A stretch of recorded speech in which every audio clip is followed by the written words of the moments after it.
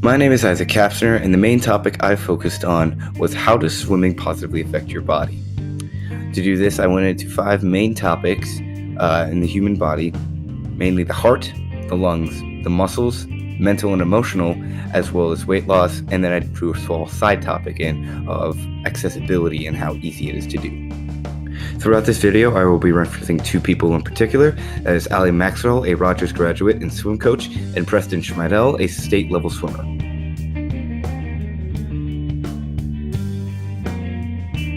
Swimming is known as an aerobic sport, which increases the size of the heart.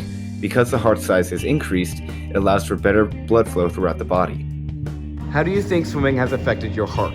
Well, I think I have a pretty strong heart. I'm able to be fairly active throughout the day without having too much time being tired or laying down. I track my own heart rate, so, I notice that I keep track of it and it keeps dropping. I have a low resting heart rate and my heart rate doesn't spike too much throughout the day, so I think I have a pretty strong, healthy heart, which will hopefully translate into a long, healthy life. Swimming also has numerous other benefits, such as leading to reduced heart pressure, raising good cholesterol levels or HDL levels, reducing the risk of coronary heart infection, and keeping the layers of cells lining your arteries flexible and in very good shape. Finally, people with heart conditions can actually go to swimming as a form of exercise. Experts agree that it is one of the best exercises for heart patients, and whether that be that they have a disease or recently had a surgery, people with heart problems can swim with little to no repercussions.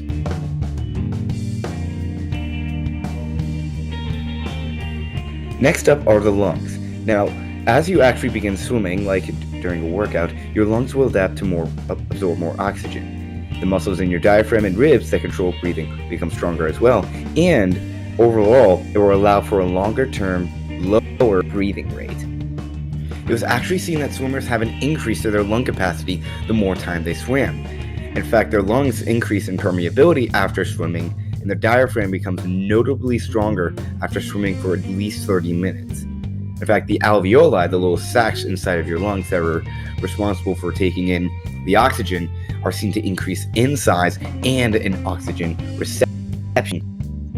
It was also seen that swimming is a very good sport for those with asthma, as the humid air of a pool helps those whose asthma triggers with exercise.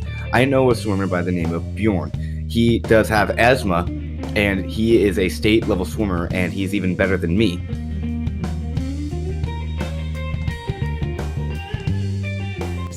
When you swim about a lot of miles, about 2 or 3 miles within a 2.5 hour period, it kind of has some wear and tear on your muscles. So when your muscles are pumping full of blood and everything like that, then they'll grow stronger as a swimmer does during practice. You have to use all of your muscles when you're swimming to do so effectively. In fact, the natural resistance of water maintains your muscle strength. Another way swimming actually helps your muscles is the buoyancy in water. The buoyancy takes weight off your joints, so it can decrease the amount of joint pain you have. Swimming can also make you more flexible, as each stroke you take stretches your muscles out a bit more and makes them more flexible. Finally, swimming can be used as a meditative-like motion for the muscles. The repeated motion forces you to focus on breathing and relaxes your muscles. In fact, even walking through water increases your balance and can even help your muscles.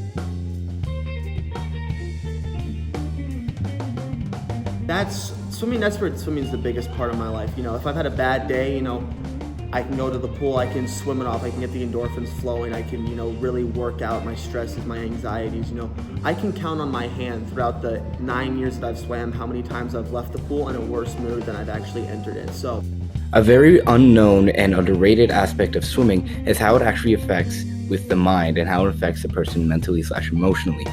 Swimming has been known to shut out external stimuli and kind of shutting out the errors and other things in the world at large. In fact, when you swim, when you start moving in the pool, it can release endorphins in your mind, and that's kind of the happy chemical that kind of gets you moving. And it can actually promote the growth of new brain cells in your head. Another useful thing about swimming is that it converts the fight or flight chemicals that usually control fight or flight responses into muscle relaxants. but probably one of the most useful things is that it reduces the risk of being diagnosed with depression. And depression is one of the largest problems affecting our generation today. In fact, it has actually been seen that swimming can reduce the amount of trips to mental health professionals, which is one of the most underrated facts of swimming that I've ever heard. It is also reducing the effects of anxiety and depression by increasing self-esteem and self-worth.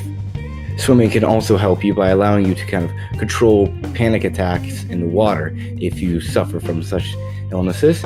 And swimming can also give your brain a natural energy boost with serotonin and endorphins it gives off.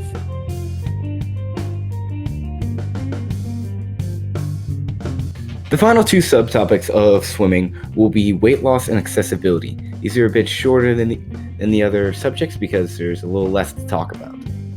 First is the fact that swimming follows the trend of most other sports where a simple 10 minutes of the workout can lead to burning 100 calories. However, swimming is one of the only sports where you can swim in an interval. Start out slow, then you speed up and go very fast, and then you slow down again.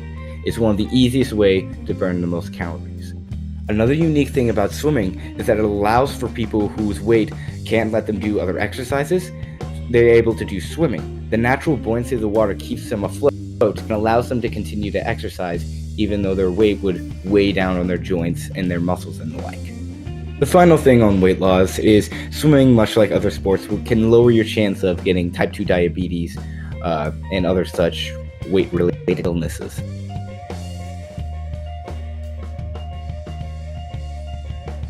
Swimming, in my opinion, can be one of the most accessible sports really ever. It doesn't matter if you're young or old, how much you weigh, what your financial situation is, as long as you have some water deep enough to swim in and something that you're willing to get wet in, you can really swim from anywhere. Swimming can be done however fast or slow you want to make it, and because it can be considered an indoor sport, unlike football or soccer or those other sports, you can do it year-round, so you can really do it whenever you want. I'm going to wrap this video up with a last video clip of Allie, my swim coach, explaining why she became a swim coach in the first place. The reason I became a swim coach in the first place is because it was who I really truly was. I had interest in other career fields, but it was not me. I previously worked in a dental office. I became unhealthy. I became antsy, anxiety, all those kind of like mental, games kind of played with my head. So I did part-time coaching at Plymouth Lifetime and fell in love with it, fell in love with kids, and it's something that I grew up around for the past, 16 years, pretty much half my life. So I wanted to give kids and swimmers what I had from my coaches. So that's why I became a swim coach, and I love every minute of it. I want to thank you for watching my video, and that hopefully because of this, the next time you think of something to do, you can think of heading down to a pool and trying out a swim team or just trying swimming in general.